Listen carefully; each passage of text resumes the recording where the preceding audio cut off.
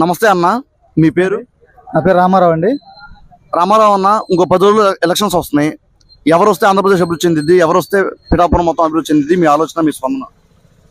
పవన్ కళ్యాణ్ గారు మంచి గొప్ప వ్యక్తి రావాలండి.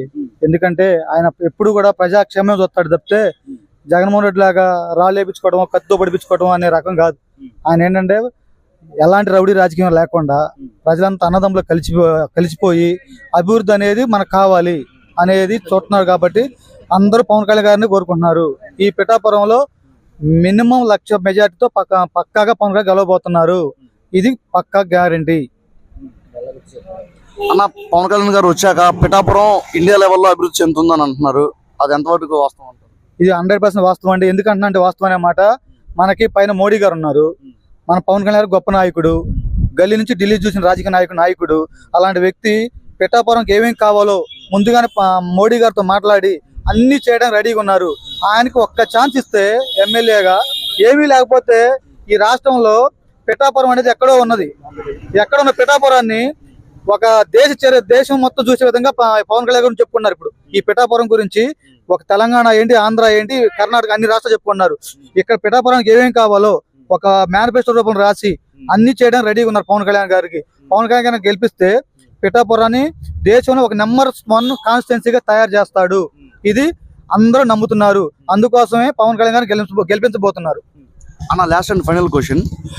ఇప్పుడు జగన్మోహన్ రెడ్డి గారు చాలా మంచి సంక్షేమ పథకాలే చేశారు, అయినా సరే గాలి మొత్తం కూటమి వైపే వేస్తుంది. ఎందుకని అంటారు? దాని వైఫల్యం ఏంటి? మీరు అన్నది ఎంతమంది కరెక్ట్. ఎందుకంటే కేవలం ఆయన సంక్షేమం అంటున్నాడు.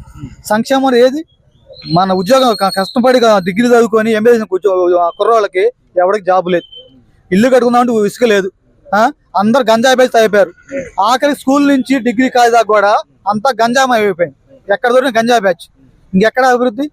వీటి వల్ల ఉపయోగం లేదండి. సంక్షేమం ఏదో 1-2 ఉపయోగాలు ఉన్నాయి, వాటితో పోల్చుకుంటే హానికరమైన మాత్రం ఎక్కువ ఉన్నాయి. అందుకని మనకు అది అవసరం లేదు. ఈ సంక్షేమం అనేది ఎవరు వచ్చినా జరుగుతుంది. పవన్ కళ్యాణ్ గారు సంక్షేమ పథకాలు కూడా అవసరం వచ్చి మాత్రం ఉంచుతాడు. అవసరం ఏమైనా వేస్ట్ ఇచ్చేప్పుడు చూసారా, ఆ వేస్ట్ మొత్తం పక్కన పడేసి అభివృద్ధి అంటే ఏంటి, ఈ రాష్ట్రానికి కావాల్సిన పరిశ్రమలు ఏంటి, కష్టపడే వాళ్ళకి ఏమేమి కావాలి, అలాంటివన్నీ చూసుకోవడానికి రెడీగా ఉన్నారు. కేవలం పవన్ కళ్యాణ్ గారు, మన చంద్రబాబు నాయుడు గారు, మోడీ గారు, వీళ్ళ ద్వారానే మనకు అభివృద్ధి అనేది జరగబోతా ఉంది. ఒక రోడ్లు కానివ్వండి, ఒక ఇసుక కానివ్వండి, ఏదైనా సరే అందరికీ అందాలంటే కూటమి ప్రభుత్వమే రావాలి. అన్న, ఇంకో క్వశ్చన్. జగన్మోహన్ రెడ్డి గారు వస్తే ఇంకా చాలా సంక్షేమం చేస్తా అంటున్నారు, న్యాయం చేస్తా అంటున్నారు, ఇంకా పేదలకు ఇంకా డెవలప్మెంట్ చేస్తా అంటున్నారు. దాని మీద మీ స్పందన ఏంటి? దాని మీద నా స్పందన కంటే కూడా ముందు సొంత చెల్లెలు రోడ్డు మీద ఎక్కారు. మా అన్న మాకు న్యాయం చేయట్లేదు, సొంత చెల్లి షర్మిలా చెబుతుంది, తర్వాత బాబాయ్ కూతురు సునీత గారు చెప్తున్నారు. ఇంతవరకు మా జగన్మోహన్ రెడ్డి గారు మా నాన్న చంపితే కనీసం పట్టుకున్న వాళ్ళు పట్టుకోలేకపోయాడు, కనీసం మేము పట్టుకొని సిబిఐ పట్టుకుంటే వాళ్ళు తప్పిస్తున్నాడు. ఇంకేం న్యాయం చేస్తాడని రాష్ట్రానికి? అలాంటి వ్యక్తి ఏ విధంగా మనకు పనికొస్తాడు? అలాంటి వ్యక్తి కరెక్ట్ మనిషి కాదు. ఈ రౌడీ రాజకీయం పోవాలంటే జగన్మోహన్ రెడ్డి గారు పోవాల్సిందే, మనకు అవసరం లేని చెప్పేసి చెప్తా ఉన్నారండి. ఇంకా సొంత వ్యక్తి మనం ఏం చెప్తాం? మనకు జగన్మోహన్ రెడ్డి గారు కంటే ఏదైతే చంద్రబాబు నాయుడు గారు, పవన్ కళ్యాణ్ కూటమి ఉందో, ఈ ప్రభుత్వం వస్తేనే ప్రతి ఒక్కరికి న్యాయం జరిగిద్ది. అభివృద్ధి అనేది జరగాలంటే కూటమి మాత్రమే రావాలి. అంతేనండి. ఇంట్లోనే సరిగ్గా చూసుకునే వాళ్ళు మరి ఇంట్లో నువ్వు సొంత బాబాయ్ చంపితే 5 ఏళ్ళు బట్టి ఆయన మీద ఏడ్చావు, నువ్వు వచ్చి 5 ఏళ్ళు అవుతుంది కదా, ఎక్కడ నువ్వు కేసుని ఛేదించిందేంటి? ఎవరన్నా పట్టుకున్నావా?